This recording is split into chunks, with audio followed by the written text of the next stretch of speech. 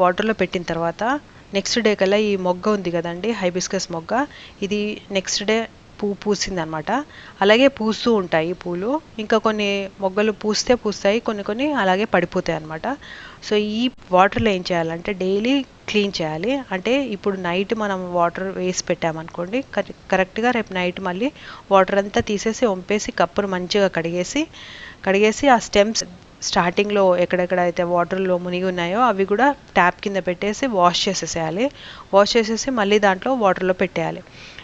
ఇలాగ మనము ఒక 15 days పెట్టాలండి. కరెక్ట్గా ఒక 7 days కల్లా ఏమవుతుందంటే దీంట్లో మందార కొమ్మల్లో ఏమవుతుందంటే చిన్న రూట్ ఫార్మేషన్ లాగా అవుతాయి అనమాట. వైట్ కలర్ రూట్స్ వస్తూ ఉంటాయి అనమాట. ఆ రూట్స్ వస్తున్నాయి అని అంటే అది మంచిగా హెల్తీగా గ్రోత్ అవుతుంది అన్నట్టు లెక్క అనమాట.